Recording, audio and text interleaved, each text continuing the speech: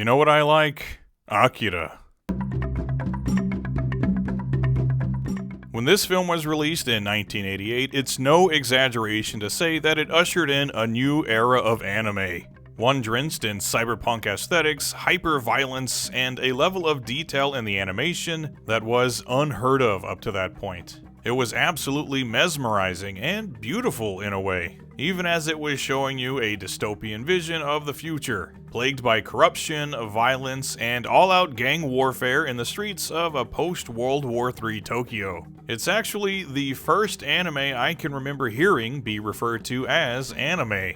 It was the first time I actually heard the word itself, and it introduced an entire generation of Westerners to the art form. It was so good that it was a rare instance, at that time at least, of an anime finding international success. And in the 90s, when we were being flooded with one VHS release after another, Akira was the film at the forefront. The gateway anime, so to speak. After all, it did make Blade Runner look like Disneyland. Critics say Akira makes Blade Runner look like Disney World. It's action-packed, the future of animation. The plot of Akira involves a motorcycle gang teaming up with anti-government resistance fighters to take on a shadowy military outfit experimenting on psychic subjects with incredible WMD levels of power. And though it jumps around a bit, it's mostly told from the perspective of Kaneda. That's Mr. Kaneda to you, punk! The teenage leader of the Capsules biker gang, just trying to save his friend Tetsuo from the clutches of the aforementioned military scientists, only to discover that he is now a super powerful and totally unhinged psychic maniac, destroying everything in his path in his search for the mysterious Akira, the being responsible for the destruction of Tokyo all those years ago. It's one hell of a crazy story, and one you'd think would be very difficult to adapt into a video game, especially on the platforms available in 1988. But as we learned with so many other movie license games, whether it made sense or not, and no matter how bad it got, if it's popular enough, someone will find a way to convert it into a video game. In the case of Akira, the license was picked up by Taito, and they produced a game that was released in 1988 on the Nintendo Famicom. That's right, the same company responsible for Bubble Bobble and Rainbow Islands also produced the first Akira game. And I have to say, it's an interesting game at least. I guess Taito knew that converting Akira into something playable that also conveyed the story effectively was going to be a tall order. And so they could either skimp on the story and just make a fun game like, most 8-bit games did, or they could eschew gameplay in favor of a more cinematic experience. And ultimately, they chose the latter. Akira on the Famicom is essentially a visual novel-style game mixed with a point-and-click adventure that recounts the events of the movie from start to finish and has you playing the role of Kaneda. As events play out in front of you, you're occasionally given the chance to choose from a series of actions to take. Usually just talking to other characters on screen, but you can also sometimes investigate various aspects of the environment. But honestly, this is a game that you watch way more than you actually participate in. Almost like the intention was that if you hadn't seen the movie, then you could at least play the game and get the gist of it. There are only 2 segments where there's a bit more to the gameplay, either shooting down cops in the sewers or taking a shot at Tetsuo with your laser gun. But these segments only take literally seconds to complete, and they're as simple as dragging a cursor across a screen.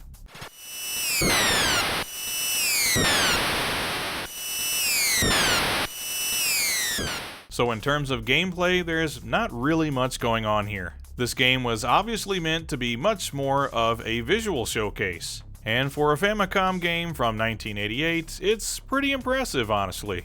It's kind of like somebody saw the cutscenes in Ninja Gaiden and said to themselves, we could make an entire game with this stuff. Which, if Ninja Gaiden was just cutscenes, it would have been as boring as this game is. But still, I must concede that this is at least a decent representation of the events that happened in the film, and some of the images are remarkably detailed, though others, not so much. But on the whole, this is a graphically impressive game for its time. But the sound design kinda sucks, being mostly a silent game with ambient noise here and there.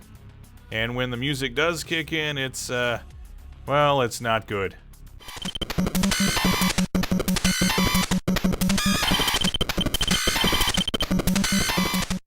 Anyway, the best thing I can say about Akira on the Famicom is that it looks pretty good and follows the plot of the film pretty well. And the worst thing I can say is that it is boring. But I soon learned there are way worse things for a game to be than boring, as I made my way to Akira on the Amiga. What the fuck is this? Developed by International Computer Entertainment and released in 1994. This version of Akira attempts to take different sections of the movie and convert them into something that is actually playable, but it's programmed so poorly that you'd honestly rather go back to the game that has no gameplay at all. You start out as Kaneda, racing through the streets of Neo-Tokyo just like in the movie, and you're tasked with avoiding obstacles, clearing jumps, and blowing up barriers in your path. But everything just sort of pops up out of nowhere, forcing you to slow way down if you want to actually make it through these stages. Which is counterintuitive, because what you really want to do, considering you're riding a kick-ass motorcycle, is fly down the road as fast as possible. But that'll only get you killed here. You'll need to crawl along at a snail's pace, and it's also here that you discover the game is completely devoid of music, making it especially painful. And you'd be forgiven for using a password to skip this part, but it really doesn't get much better from here.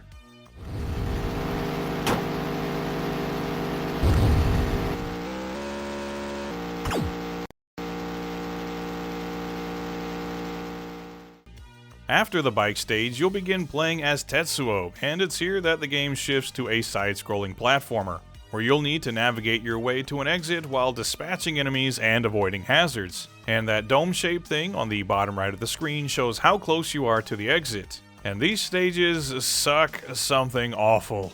The controls are rather stiff and unresponsive, and the stages are huge and kind of confusing to navigate through.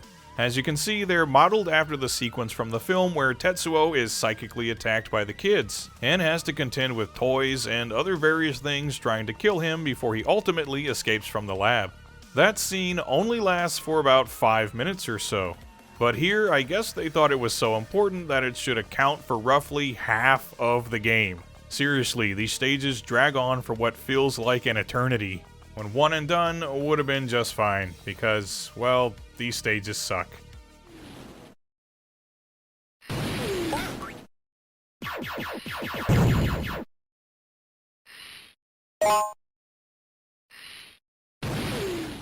After that, you go back to playing as Kaneda, this time sticking with the platforming gameplay, as you make your way through several sewer levels, shooting enemies like giant rats and armed guards as you again try to find your way to an exit. And yep, it still sucks. It just doesn't play well at all, and honestly, it's kinda boring, if not frustrating. And it's really too bad, because I could at least conceive of this being kinda fun, using Psychic Blasts with Tetsuo and an assortment of weapons with Kaneda, running through some simply designed platforming stages while taking out enemies and collecting power-ups. Yeah, it's cliched, but at least it could be fun for a while. But this thing just drags on and on. And if I wasn't making a video on it, I would have shut this game off almost immediately. Next up is probably the most enjoyable section of the game, which really isn't saying much, but it's a series of horizontal shooting stages, where you fly around on the hoverbike thing from the movie, again blasting enemies and avoiding obstacles. And while this is the most bare bones kind of shooting gameplay, it's at least kind of fun, for a little while anyway, before it too wears out its welcome, and after 4 long stages of this, you finally get to the final stage, which in this case is a boss fight against Tetsuo inside the Akira vortex from the end of the movie. Or actually, you're fighting a big blob of meat and eyeballs that the game calls Tetsuo. And after you beat him, mercifully, the game comes to an end. As I understand it, a team of maybe 5 or 6 people actually worked on this thing, and it seems like making video games wasn't exactly their forte. I can at least say that it's not a terrible looking game. It uses stills from the movie and even a bit of video here and there between stages. And the graphics are at least okay, but it doesn't take long before you get bored of looking at the same handful of backgrounds for what feels like an eternity. And I'm just thankful that the password system is very simple, Otherwise, this would be a much shorter segment. Also, the sound design is horrendous. There's essentially no music, which just makes it feel even more boring than it already did. And all that's left after that are the cut and paste sound effects, which become grating very quickly. So from top to bottom, this is among the most boring and poorly designed games I've ever played. And it's a travesty that it's based on one of the most influential and critically acclaimed animated films of all time. Why couldn't there have been an Akira game made for consoles that at the very least tried to do the film justice? Well, there actually was. Kind of.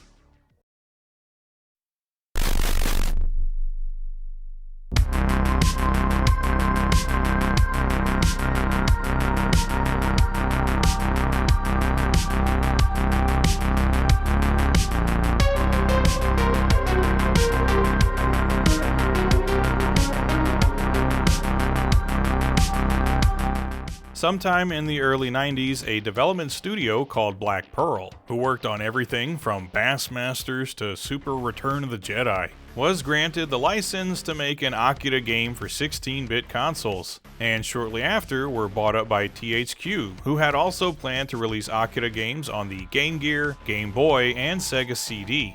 A prototype version of the Sega Genesis game was even shown off at the 1994 Consumer Electronics Show. But ultimately, all of the Akira projects were cancelled. But in 2019, a ROM of the Genesis prototype was dumped online for all to enjoy. And it's honestly kinda bittersweet. For starters, I have to say that this is a pretty damn good looking game considering the hardware it was developed for and that it was never finished. The cutscenes especially look fantastic. They're actually some of the best I've ever seen from a 16-bit game. And at the very least, it's obvious that the developers really did want this game to look and feel as much like the film as possible. And the gameplay reflects that, as it changes from one stage to the next, depending on what the scenario is and what character you're playing as. You start out playing as both Tetsuo and Kaneda riding through Neo-Tokyo on their motorcycles. And it's pretty obvious that this segment was modeled after Road Rash, even allowing you to throw punches. But unfortunately, there aren't any enemies or music included here. So you just casually ride along to the end of the stage.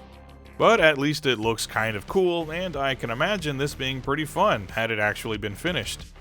After that, the game switches over to a first-person view, where you play as Tetsuo escaping from the military hospital. And I was tempted to say it's kind of like Doom or Wolfenstein, but actually it plays a lot more like an old-school dungeon crawler. You make your way through the corridors of the hospital, picking up keys and other various items as you make your way to the exit. And anyone that gets in your way, you just hit them with a good old psychic blast of energy that absolutely annihilates them, which is pretty damn cool. And they don't even pose much of a threat really, it's just fun to blast them. And there's actually a bit of music in this section, which sounds like the music from the beginning of the movie, when we're being shown lots of landscape shots from Neo-Tokyo. Again, this is a stage that I could see being something special if it was actually finished.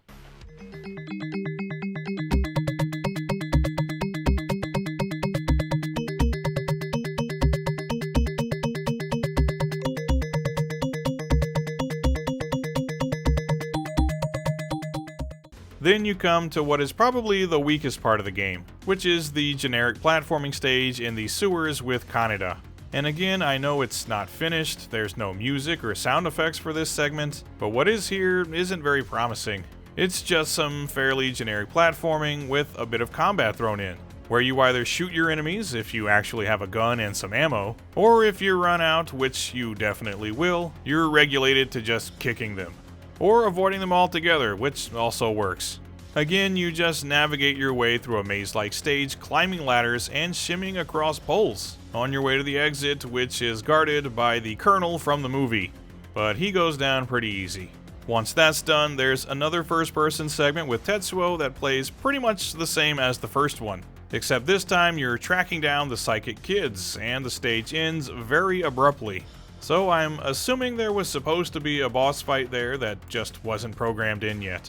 And then you're off to the hoverbike stage, which honestly at least looks pretty cool. The 3D effect is especially impressive, but this section controls like absolute ass. Your goal is to simply find your way out of the maze, which gets pretty confusing, and it's filled with enemies that try to shoot you down.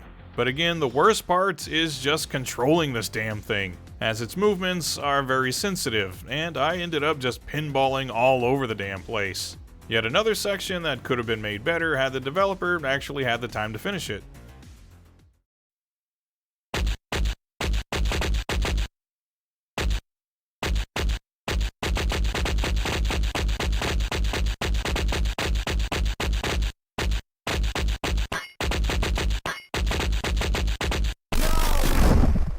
Next up is an isometric stage where you play as Tetsuo blasting his way through the city, on his way to the old stadium to find Akira. And this is also a pretty tedious segment in its current state.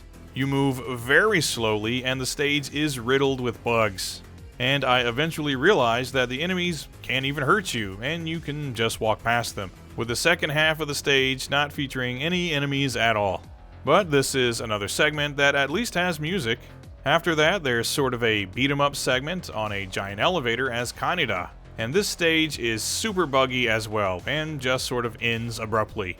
And then finally, there's a one-on-one fighting segment between Kaneda and Tetsuo that has graphics and music, but you can't actually play it. The characters just stand there and stare at each other, which probably is for the best because Tetsuo would totally kick Kaneda's ass. Anyway, like I said before, playing this ROM now is bittersweet, because I can at least see the potential in it. And had it been completed, we very well might be watching videos today about how it was a hidden gem, with some nice graphics and sound taken directly from the film, and a variety of gameplay styles that kept it interesting and fun from start to finish. But instead, all we can do now is wonder what could have been had Black Pearl actually been allowed to iron out all of the kinks and deliver a finished product. Maybe it was a bit too ambitious for the hardware though. Better suited for a 32-bit console perhaps. But alas, there never would be an Akira game on 32-bit consoles. It wouldn't be until the 6th generation that we'd finally get one more game based on Katsuhiro Otomo's magnum opus. And was it everything we ever wanted from an Akira game? Nope. It was pinball.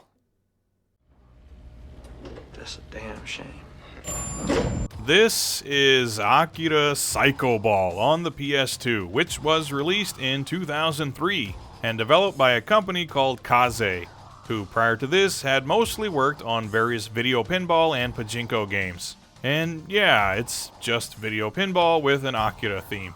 The different tables are inspired by different scenes from the movie, and accomplishing certain tasks triggers clips to play.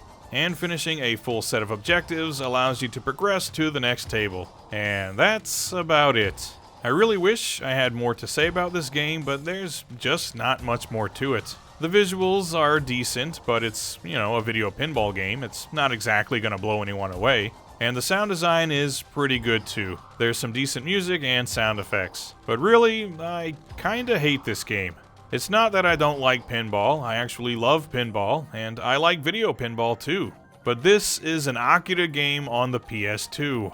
All of the things developers wanted to do on 16-bit machines, they actually could have done on this hardware and then some. We could have gotten an honest-to-goodness awesome Akira game that followed the events of the film, riding around the city as Kaneda and his gang, destroying entire military brigades as Tetsuo, and running for dear life from the Akira vortex as it engulfs everything in sight. But instead, they just gave us pinball and called it a day. And this is sadly where the story ends. This is the last Akira game ever produced, at least for now. Well, maybe someday we'll get a proper adaptation of Akira into video game form. The technology is now perfect for it, but only time will tell. If nothing else, we'll always have the original manga to read and the film to watch and enjoy. And seeing as how I'm currently living in Tokyo, I might just get myself a badass motorcycle, a bitchin' red jacket, and hit the streets. So until next time, dear viewers, remember that video games are good for health, but bad for education. No time to talk, guys! Evil scientists and wrinkly children in flying chairs are holding our friend Tetsuo captive and performing experiments on him! And the prom's tomorrow!